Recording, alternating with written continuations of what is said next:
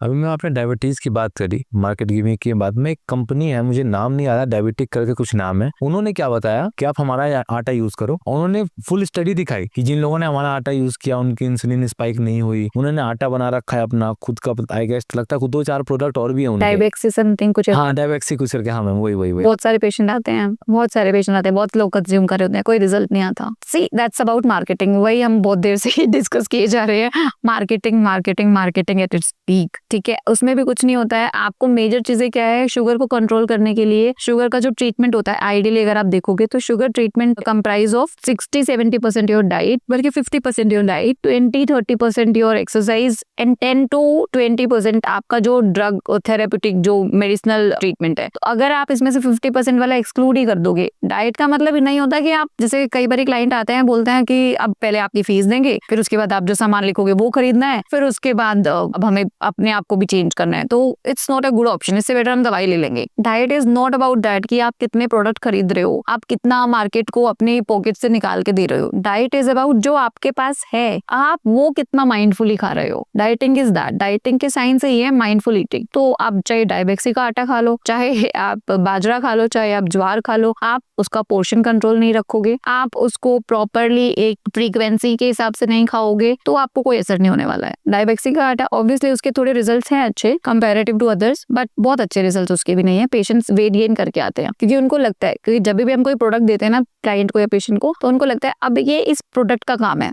हमारा काम नहीं है। अब हम उतना ही खा सकते हैं जितना हमें खाना है, क्योंकि डायबेक्सी का आटा है। तो वो एक्सेस खा लेते हैं। अब वो एक्सेस खा रहे हैं तो कैलोरीज तो आएंगी, वो कैलोरीज क्या करेंगी, शुगर बढ़ाएंगी, वजन बढ़ाएंगी, तो रिजल्ट्स ही नहीं आएंगे। इनिशियली लोगों को लगता है कि क्योंकि बॉडी एकदम से जब स्विच करती है ना दूसरी चीज पे, तो मेटाबॉलिज्म थोड़े टाइम के लिए बहुत डिफरेंट स्टेट में चला जाता है, समझ नहीं आता कि क्या पैटर्न है, तो रिजल्ट आ जाते हैं। लेकिन उसके बाद अब बॉडी समझ चुकी है, लेकिन अब आपको ये पता चलेगा कि इससे शुगर लो हो रही है, क्योंकि आपने इनिशियली रिजल्ट देखे, अब आप भी नॉर्मल हो चुके हो, नेचुरली खाना शुरू कर चुके हो, तो आप एक्सेस खाना वापस शुरू कर देते हो। कोई प्रोडक्ट कुछ नहीं कर सकता जब तक आप नहीं करना चाहोगे। मैम मार्केट में इतनी फियर मॉन्गरिंग हो गई है कि अगर आपने ये नहीं लिया ना तो आपकी डायबिटीज कम नहीं होगी। और जैसे कि अभी मैम नमक के बारे में भी चीजें हैं, मैं उस पर भी एक वीडियो दिखाता हूँ आपको। छोड़ दो आज के बाद खाने में सफेद नमक कभी नहीं डालना कहीं पे भी। काला नमक चले, काला डालो, सेंधा डालो, सफेद डालो, सब्जी में है वो जो चलेगा। सब्जी में पकते टाइम डाला थोड़ा बहुत वही डालो, एक्स्ट्रा मत खाओ, क्योंकि उससे ब्लड प्रेशर बढ़ता है। खाना है तो सेंधा नमक खा लो और एक सफेद चीनी छोड़ दो। उसके बाद गुड़ पे आ जाओ या शक्कर पे आ जाओ। जैसे मैंने आपको बोला था नींबू पानी विद गुड़, लेकिन चीनी नहीं, क्योंकि चीनी फास्फोरस है, केमिकल है। आप बताओ ना, गन्ने से बनती है, सफेद कैसे हो गई? ऐसे ही मटमैला नमक सफेद कैसे हो गया? उसको सोचो कितना ब्लीच डाला है, कितना सल्फर डाला है, कितना केमिकल डाल रखे। नमक जो है ना, हमें हमेशा आयोडाइज लेना चाहिए, क्योंकि आयोडाइज नमक, जैसे इंडियंस जो है उनकी डाइट में ऑलरेडी आयोडीन कम होता है, क्योंकि मेजर फ्रैक्शन इज वेजिटेरियन। तो वेजिटेरियन में सोर्सेज ही नहीं है आयोडीन के। इंडियन गवर्नमेंट ने क्यों आयोडाइज कर दिया था नमक को, सबसे सस्ता क्यों रखा था? रीजन यही था क्योंकि वो प्रॉब्लम्स आयोडीन की डेफिशिएंसी के इतने बढ़ रहे थे, इतने केसेस आ रहे थे कि गवर्नमेंट ने देखा कि कैसे इस चीज को मेंटेन किया जाए और पॉपुलेशन के साथ जस्टिस किया जाए। तो उन्होंने नमक, जो कि बेसिक रिक्वायरमेंट है, जो नमक सत्याग्रह वाला मूवमेंट था, जो सबके लिए सस्ता भी कराया गया उसको, क्योंकि उसके बिना खाना नहीं खाया जाता, तो गवर्नमेंट ने सोचा कि सबसे सस्ती चीज को ही हम आयोडाइज कर देते हैं ताकि सबकी वो डेफिशिएंसी खत्म हो जाए। तो ऑब्वियसली नमक जो है आप आयोडाइज ही लो, क्योंकि जो आप नॉर्मल ब्लैक सोल्ट ले रहे हो या ऑर्गेनिक सोल्ट ले रहे हो, उसमें आपकी सीधी एक्सट्रैक्शन होती है, जिस लेयर से वो एक्सट्रैक्ट किया जाता है सारे ऑर्गेनिक सोल्ट उसमें प्रेजेंट होते हैं, जैसे high in magnesium, phosphorus, calcium. तो ये सारे के सारे आपकी बॉडी में बढ़ने लग जाते हैं, और जब ये बढ़ते हैं तो इसकी टॉक्सिसिटी शुरू हो जाती है, क्योंकि ये हमारे माइक्रो न्यूट्रिएंट्स है, और माइक्रो न्यूट्रिएंट्स को हमें खाना है कम अमाउंट में, माइक्रो अमाउंट में। और अब वही शरीर में बढ़ते जा रहे हैं तो वो डिसबैलेंस क्रिएट होगा, आपको दूसरे सिम्टम्स शुरू हो जाएंगे, हाई फास्फोरस हो जाएगा। हाई फास्फोरस होते ही आपकी बॉडी में पैनक्रेटाइटिस हो सकता है, आपकी जो वॉल्स हैं, ब्लड वेसल्स, वो स्टिफ हो सकती हैं, मतलब इस तरीके की कंडीशन कोज हो सकती है बॉडी में। तो इसीलिए एक सोर्स जो आयोडीन का है उसे एक्सक्लूड करने की जगह आप नॉर्मल अपने कुकिंग में तो आप आयोडाइज्ड सोल्ट यूज करो, ऊपर से थोड़ा बहुत स्प्रिंकल करना तो ब्लैक सोल्ट ले सकते हो, क्योंकि वैसे भी हमारा इलेक्ट्रोलाइट जैसे डिसबैलेंस हो रहा है, तो वो हो सकता है आपको ब्लैक सोल्ट पूरा करके दे देगा। तो एक्सक्लूड नहीं करना चाहिए हमें हमारे नॉर्मल आयोडाइज्ड सोल्ट को। मैम ये तो शायद आप और मैं समझ रहे हैं, जैसे मेरी मम्मी है या मेरे पापा है, उनको तो लगता है कि यार इनके बाल सफेद है, मतलब ये सही बोल रहे होंगे, इतना कॉन्फिडेंस से ये बोलते हैं कि इसके एडवाइस पापा मुझे आगे देते हैं कि देखो कल से ना हम काला नमक खाएंगे। ऑब्वियसली बहुत डिफिकल्ट है लोगों को समझाना। आपकी जैसे क्रोनोलॉजिकल एज है वो कहीं ना कहीं आपके साथ एक बेनिफिट ऐड कर देती है फ्री का, कि आप बहुत अपने एक्सपीरियंस से बोल रहे हो। बट वही चीज है कि बड़े तो गधे भी हो रहे होते हैं और बड़े मतलब एक इंटेलिजेंट लोग भी हो रहे होते हैं। Age can not define your with your knowledge. हाँ मैम, इन्होंने एक चीज और करी। अब इन्होंने तो नमक का बता दिया कि सफेद नमक काला नमक, इन्होंने शुगर का ही बताया। अब इन्होंने क्या कर दिया कि पूरी इंडिया को ये बताया कि शुगर मत खाओ बट गुड़ जरूर खाओ, जबकि मैम जहाँ तक मुझे पता है कि दोनों सेम चीज ही है। इन्होंने जो शुगर को अवॉइड करने के लिए बोला ना, वो शुगर इन्होंने प्रोसेस्ड वे में मना किया है। तो ऑब्वियसली प्रोसेसिंग ऑफ शुगर, जो प्रोसेस शुगर है वो ऑलरेडी रिफाइंड है, सीधा ग्लूकोज है। जैसे अगर आप उसको पानी में डालोगे इंस्टेंट एनर्जी देगा, वो भी अगर आप बहुत ज्यादा एक्सेस में यूज कर रहे हो। साथ में जो प्रोसेसिंग टेक्निक यूज है उसमें सल्फर उसमें ऐड होता है ऑब्वियसली। तो जो सल्फर है वो आपकी बॉडी में कहीं ना कहीं प्रॉब्लम कोज कर सकता है, बहुत एसिडिटी कोज कर सकता है। आप कभी ट्राई करना, एक गिलास चीनी, एक गिलास पानी में 1 चम्मच चीनी या 3 चम्मच चीनी डाल के उसको पीना, और फिर उसके आधे घंटे तक कुछ और मत लेना।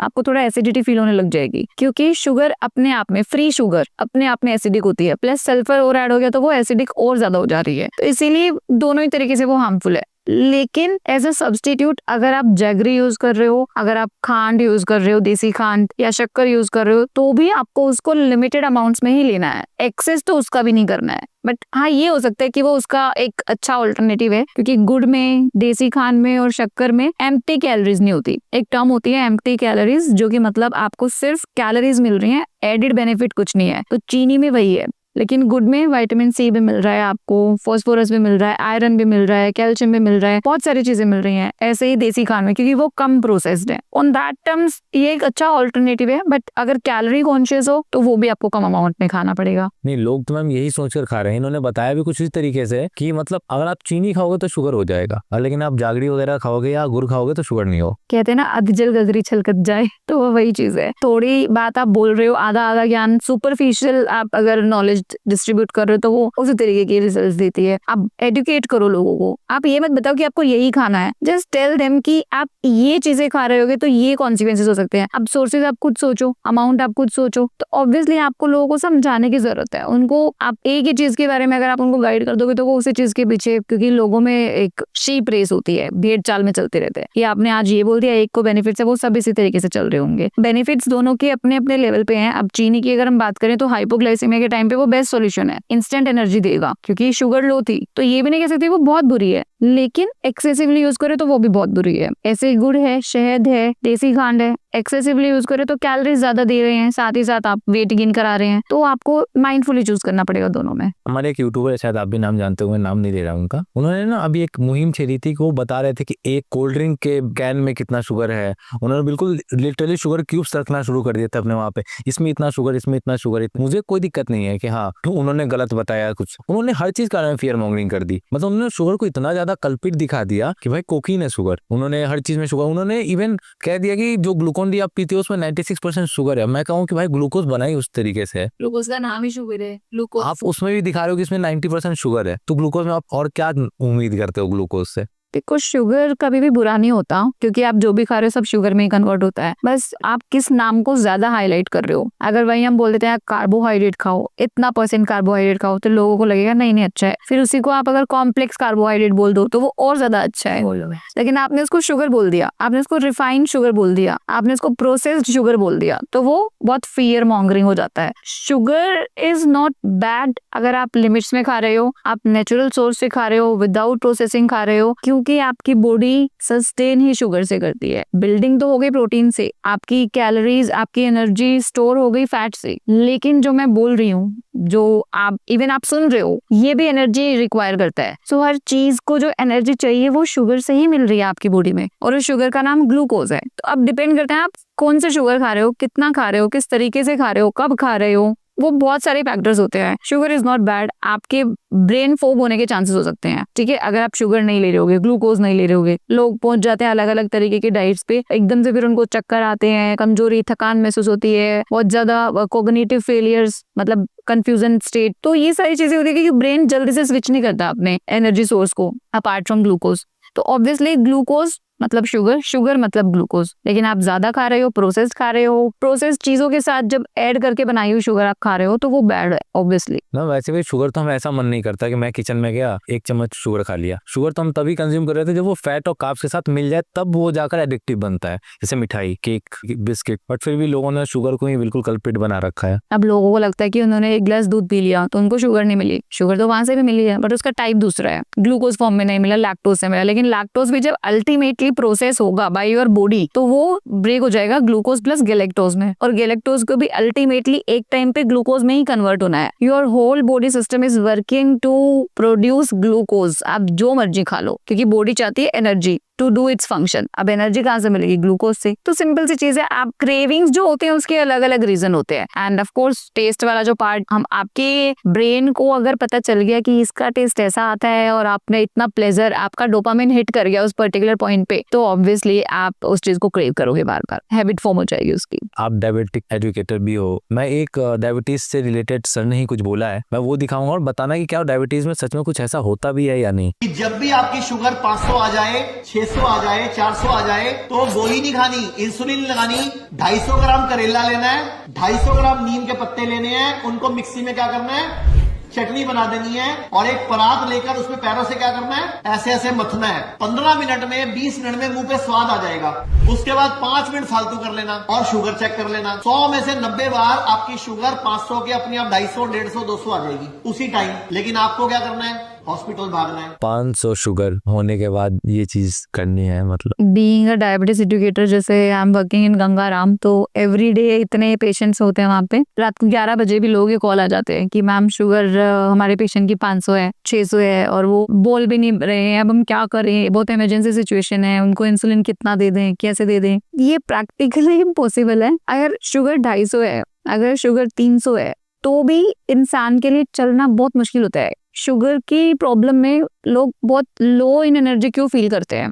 रीजन सिंपल सा है, क्योंकि हाई शुगर का मतलब है आपकी बॉडी ग्लूकोज को यूटिलाइज नहीं कर रही बट एक्सेसिवली लोड बढ़ा रही है आपके दूसरे एरियाज पे जहां पे उसको एनर्जी नहीं प्रोड्यूस करनी, और जो सेल्स हैं वो एनर्जी के लिए थ्राइव कर रहे हैं, जिसकी वजह से आप में इतनी एनर्जी नहीं बची है कि आप चल फिर पाए। इवन बोलना भी पसंद नहीं आता, चिड़चिड़े हो जाते हैं लोग शुगर के साथ में, तो ये बहुत बड़ी प्रॉब्लम है। तो जब शुगर 600 है, 500 है, 400 है, इट इंड्यूस स्लीप। सबसे बड़ा सिम्टम है हाइपरग्लाइसीमिया का, स्लीपीनेस। तो वो नींद इतनी आ जाती है, और अगर बहुत जैसे 500-600 इज वेरी हाई, ग्लूकोमीटर भी उसमें रीडिंग नहीं देता, HI लिख के आता है उसमें, पेशेंट को पता नहीं होता कितनी शुगर है। उस 400-450 तक कुछ ग्लूकोमीटर से जो 500 तक की रीडिंग दिखाते हैं, उसके ऊपर तो वो रीडिंग ही नहीं दिखाते। तो इसका मतलब अब पेशेंट में तो हिम्मत ही नहीं है खड़े होने की। अब वो करेला लेना है, नीम लेना है, उसको पहले मिक्सी में पीसना है, 5 मिनट वहां लग गए, उसके बाद वो कह रहे 15 मिनट तक उसको उस पर चलाना है, उसके बाद शुगर नॉर्मल होनी शुरू होगी। तो एक सोते हुए इंसान को आप कैसे उस पर रात में खड़े करके चलाओगे? तो वो प्रैक्टिकली इम्पॉसिबल है। हो सकता है उससे कम हो सकती है शुगर, लेकिन इमरजेंसी सिचुएशन में जब लोग ऑलरेडी पैनिक कर जाते हैं, पेशेंट तो पेशेंट, साथ वाले लोग भी पैनिक कर जाते हैं। 11 बजे मुझे कॉल आते हैं पेशेंट्स के कि अब क्या किया जाए इस सिचुएशन में, इतना पैनिक सिचुएशन होती है। तो दिस इज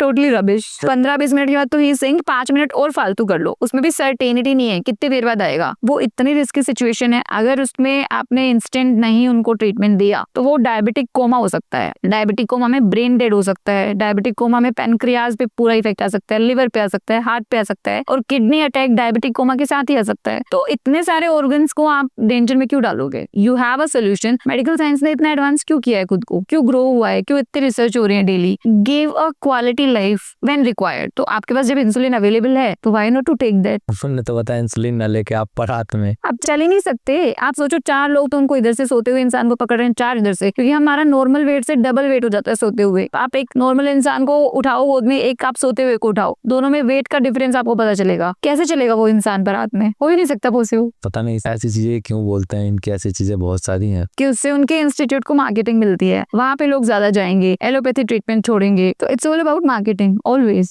अब कहीं ना कहीं इनके कारण आयुर्वेदिक भी बदनाम होता जा रहा है। Ayurvedic science is totally different, allopathy is totally different, nutrition is totally different. When a person is sick, उसको सब साइंसेस से कुछ इनपुट चाहिए होते हैं। ट्रीटमेंट हमेशा इन बिटवीन का होता है। बहुत सारे पेशेंट्स आते हैं, बोलते हैं हम आयुर्वेदिक मेडिसिन पे हैं, डॉक्टर को बोलते हैं कि हम एलोपैथी वाली ले रहे हैं, हम क्या चेंज करें? एलोपैथी डॉक्टर मना कर देता है, I can not club these things. इसीलिए एक नई टर्म मार्केट में आ रही है होलिस्टिक, जिसमें सारी साइंस का मिक्सचर करके उनको ट्रीटमेंट दिया जाता है। तो ऑब्वियसली वो होलिस्टिक हेल्थ जो है वो अलग अलग लेगा, आयुर्वेदा से थोड़ा पार्ट लेगा, एलोपैथी से थोड़ा पार्ट लेगा, न्यूट्रिशन से थोड़ा पार्ट लेगा, लाइफस्टाइल, वर्कआउट, फिजिकल एक्टिविटी से थोड़ा पार्ट लेगा, क्योंकि आपने एक दिन में हेल्थ खराब नहीं करी है, वो भी लंबे टाइम से बहुत मिक्स करके गंद मचा के हेल्थ खराब की है, तो उसके लिए चाहिए आपको उस तरीके का ट्रीटमेंट। तो एक चीज को आप क्लेम नहीं कर सकते कभी भी। मैम अभी मार्केट में एक चीज और भी बहुत ज्यादा है, वेट लॉस। हर किसी से आप पूछोगे तो वेट लॉस की तरफ ही है, इंस्टेड उन्हें फैट लॉस की तरफ होना चाहिए। वेट एक्चुअली में होता क्या है, सबसे पहले तो वो देखना चाहिए हमें। तो weight is the sum total of all the types of cells in your body plus the water mass. अब उसमें आपका सबका ना एक परसेंटेज सेट है, तो आपका फैट परसेंट कितना है, वाटर मास कितना है, स्केलेटल मास कितना है, मस्कुलर मास कितना है, वो सारा वेट मिला के वेट होता है। अब वेट लॉस में अब डिपेंड करता है आपको कौन सा वेट लॉस करना है। वेट लॉस जब हम कहते हैं तो बाय डिफॉल्ट वो फैट ही होता है। वाटर मास आप लूज नहीं करोगे, डिहाइड्रेट हो जाओगे। मसल मास आप लूज नहीं करोगे, श्रेडेड हो जाओगे। स्केलेटल मास आप कम नहीं करोगे क्योंकि बोन मिनरल डेंसिटी कम हो जाएगी। अल्टीमेटली एक्सेस जो बढ़ता है बॉडी में और इजीली जो बढ़ता है और जो प्रॉब्लम भी देता है, that is your fat weight. तो ऑब्वियसली आपको उसी से गेट रिड होना होता है। तो right word is fat loss. Obviously it is also not 100% कि आप एक ही वर्ड को ले सकते हो। तो वेट लॉस में आपको पहले आपके पेशेंट का या क्लाइंट का पता होना चाहिए कि उनका BCA कितना है। BCA के बेसिस पे आप देखोगे इनका बॉडी का टारगेट क्या होना चाहिए, अल्टीमेट गोल क्या होना चाहिए, तो उसके बेसिस पे हम काम करते हैं। मैम अभी जो हमारी मदर है या फिर सिस्टर है या फिर वाइफ ही है जो कि शायद ऑफिस नहीं जाती हैं, उनका काम हाउस होल्ड का ही है, हाउस वाइफ है वो, उनके लिए अगर मैं बोलूँ कि उनके लिए प्रॉपर डाइट होनी चाहिए तो क्या क्या होनी चाहिए हेल्दी रखने के लिए खुद को? हाउस वाइफ के साथ सबसे बड़ी प्रॉब्लम होती है, they are not taking themselves as serious. उनको लगता है कि सब बाहर जा रहे हैं, उनकी हेल्थ बहुत जरूरी होनी चाहिए, बच्चे बाहर जा रहे हैं, उनको एनर्जेटिक होना चाहिए, हस्बैंड बाहर जा रहे हैं, काम करके आएगा, उनको प्रॉपर खाना मिलना चाहिए। मतलब सबका ध्यान रखेंगे, खुद का नहीं रखती है। सबसे जल्दी उठते हैं, सबसे एंड में सोते हैं, खाने में भी सारी लेविश चीजें, सारी न्यूट्रिएंट रिच चीजें वो सोचते हैं बच्चों के लिए, हस्बैंड के लिए, इन-लॉज के लिए, सबको दे दी जाए। एवरीडे बेसिस पे ये तरीके की चीजें हम देखते हैं। Mostly it is out of their wish, क्योंकि अपब्रिंगिंग ऐसी है इंडियन सोसाइटी में, and remaining of the time it is forcibly imposed on to them. तो ऑब्वियसली इन सारी चीजों को देखते हुए एक ideal diet for a housewife होनी चाहिए कि क्योंकि वो जल्दी उठते हैं तो मॉर्निंग में उठते के साथ उनको सबसे पहले वो चाय के बिना नहीं उठती। एम्प्टी स्टमक वाली चाय उनको नहीं देनी चाहिए। There is a term called chaotic eating. Chaotic eating क्या होती है कि कुछ भी खाना किसी भी समय पे खाना जो कि आपको हार्मोन्स को डिसबैलेंस कर देता है, जो कि हाउसवाइफ्स में सबसे ज्यादा होती है, क्योंकि वो सुबह उठती हैं, चाय पीती हैं, खाली पेट काम में लगे रहते हैं, इस बीच में चाय दोबारा मिल गई तो मिल गई, नहीं तो कॉन्टिन्यूसली लगे रहेंगी। Then finally they are free by 10 AM। अब 10 बजे वो फ्री होती हैं। अब देखती हैं कि अब खाने में क्या बचा है, क्योंकि they don't have energy left in them. साथ ही साथ सोचते हैं अपने लिए भी क्या पकाना, तो वो पकाती नहीं है। अब इस सब के चलते हुए वो पहले तो रात का बचा हुआ देखती हैं, उसे फिनिश करना है, वो फिनिश हो गया, पेट भर गया, वो भी चाय के साथ, एसिडिटी बढ़ती जा रही है, हार्मोनल डिसबैलेंस होता जा रहा है। उसके बाद में उनका ब्लोटिंग इश्यूज, सेंट्रल फैट बढ़ता जाएगा। हाउसवाइफ्स को मोस्टली आप सेंट्रल फैट देखोगे बहुत ज्यादा होता है। रीजन यही होता है, मतलब मेरी खुद की मास्टर्स में रिसर्च भी इसी पे थी, हाउसवाइफ्स और अर्बन वुमेन के बीच में ओबेसिटी को लेकर उनकी क्या अंडरस्टैंडिंग है। तो उसमें भी हमने यही देखा था कि हाउसवाइफ्स को सबसे ज्यादा प्रॉब्लम यही होती है। तो बेसिकली उनको सबसे पहले अपना नॉर्मल पानी से दिन शुरू करना चाहिए। आई एम नॉट सेइंग कि कोई डिटॉक्स वाटर है या XYZ कुछ भी फालतू मार्केट की चीजें, कोई जरूरत नहीं है। सिंपल एक गिलास गर्म पानी पियो। I myself start my day with hot glass of water. उसके बाद इन बिटवीन आपको नट्स खाने हैं, एक हैंडफुल सर्विंग ले लो। अब वो सोक्ड होंगे तो ज्यादा बेटर है, बिना सोक्ड होंगे तो भी चलेगा, depending upon the temperature you are living in. उसकी अमाउंट भी मैटर करती है। उसके बाद वो अपना काम करना चाहते हैं तो 1-2 घंटा काम करें, क्योंकि इनिशियली जब हम उठते हैं तो 8 बजे मॉर्निंग में कोर्टिसोल हमें एनर्जी देता है टू डू आवर वर्क, तो वो 1-2 घंटा काम कर पाएंगी। लेकिन अब वो एम्प्टी स्टमक नहीं है, उनको अच्छे न्यूट्रिएंट्स मिल गए। देन बाय 8, 9 और 10 AM उनको कुछ प्रोटीन रिच लेना चाहिए। Protein rich they can have boiled चना, बेसन चीला, उसके साथ में वो सब्जी की चटनी या ऐसी कुछ भी चीज जो इजी टू मेक है और जिसमें उन्हें ये ना लगे कि उनको बहुत ज्यादा अपने लिए काम करना पड़ रहा है। अगर उनको चाय लेना है नाश्ते से या तो आधे घंटे पहले लें या आधे घंटे बाद, क्योंकि वो आयरन को हाइंडर कर देता है, तो जिससे उनका आयरन भी मेंटेन रहेगा और चाय की क्रेविंग भी सफाइस हो जाएगी। देन उसके बाद मिड मील में समवेयर वो एक फ्रूट का पोर्शन ले सकती हैं। बहुत ज्यादा उसमें कुछ करना भी नहीं है, फ्रूट तो आपने वॉश किया डायरेक्ट भी खा सकते हो। लंच में 1 कटोरी दाल जरूर होनी चाहिए।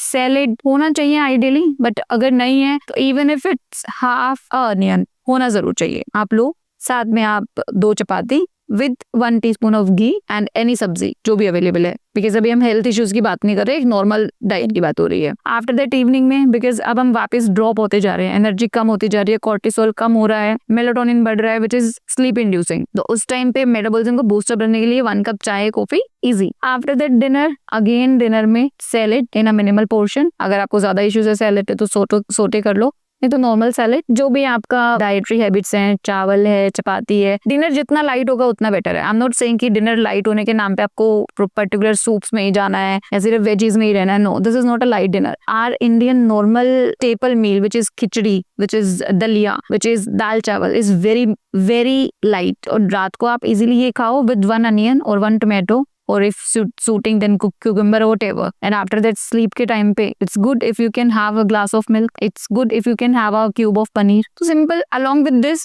throughout the day maintain your hydration, so that's simply enough to make good health. Acidity दूर रहेगी, हाइड्रेशन मेंटेन रहेगा, गट हेल्थ बेटर रहेगी, एवरीथिंग इज गुड। और मैम ये तो बात हुई जो हाउस वाइफ है, जो ऑफिस गोअर वुमेन है, उनके बारे में क्या कहो? ऑफिस गोइंग फीमेल्स के लिए ड्यूअल बर्डन हो जाता है, क्योंकि उनको हाउस होल्ड भी देखना है। इंडियन सोसाइटी में तो उसको दोनों ही काम करने हैं, and not even Indian society, आप कहीं भी देख लो, हाउस मतलब फीमेल के लिए घर भी संभालना है, काम भी करना है, दोनों चीजें हैं, क्योंकि घर में रहने पे इलेक्ट्रोलाइट डिसबैलेंस होने के चांसेस उतने नहीं होते हैं। When a person is going out, बाहर जाना है, खूब उनको मे बी एक एसी में बैठे रहना है, क्योंकि वर्किंग है तो यू कैन इमेजिन कि एक एमएनसी या नॉर्मल कंपनी में भी एसी आराम से है, उसकी वजह से disbalance in electrolyte along with this balanced meal pattern. Working females के लिए आपको इलेक्ट्रोलाइट बैलेंस भी मेंटेन करना होगा, और electrolyte balance is not only confined to working females, for males also आपको उसको प्रॉपरली मेंटेन करना होगा। जैसे सुबह उठ रहे हो, सबसे पहले आपने normal hydration, then something to maintain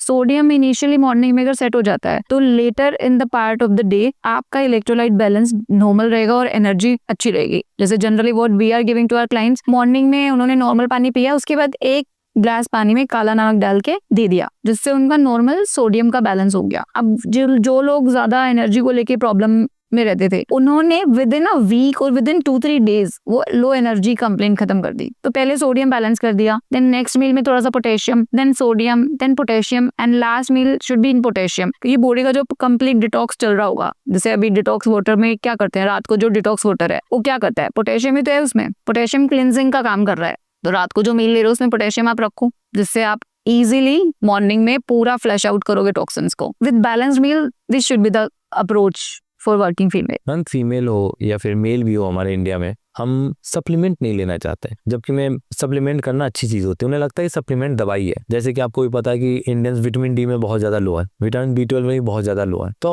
आपको नहीं लगता कि हमें ये चीज सोचना छोड़ देना चाहिए कि यार सप्लीमेंट दवाई है, हमें सप्लीमेंट लेना चाहिए, हर किसी को लेना चाहिए? सप्लीमेंट्स ना अलग अलग तरीके के होते हैं, जैसे सप्लीमेंट्स फार्माकोलॉजिकल भी हैं, न्यूट्रिशन वाले भी हैं, ड्रग सप्लीमेंट्स भी हैं। फार्माकोलॉजिकल और ड्रग दोनों ओवरलैप भी कर सकते हैं और अलग भी हो सकते हैं। तो अब डिपेंड करता है, जैसे I am working with the endocrinologist. Whenever he is writing a list of medicines to the patient, they are saying, sir इतनी सारी दवाइयाँ, तो मेरे डॉक्टर अच्छे से समझाते हैं उनको, देखो इसमें ना ये दवाइयाँ हैं, बाकी ये लिस्ट सप्लीमेंट्स की है, ये दवाइयाँ नहीं है। This should B imparted in people के देखो सप्लीमेंट इज नॉट दवाई एंड दवाई is not supplement. Pharmacological supplement हो सकता है दवाई होगी, तो जैसे विटामिन डी के लिए आप ले रहे हो, मे बी फार्माकोलॉजिकल और मे बी नेचुरल वाला, तो आप जैसा भी दे रहे हो बस उनको सोर्सेज बता दो। मोस्टली कुछ सप्लीमेंट्स में आपको नेचुरल बेस्ड भी मिल जाते हैं, डाइटरी सप्लीमेंट्स भी मिल जाते हैं, तो दैट्स इजी। जैसे अगर हम बात करें कैफीन की, डाइटरी सप्लीमेंट है, हम बात करें ग्रीन टी की, डाइटरी सप्लीमेंट है, लेकिन वहीं अगर बात करते हैं बीकासुल की,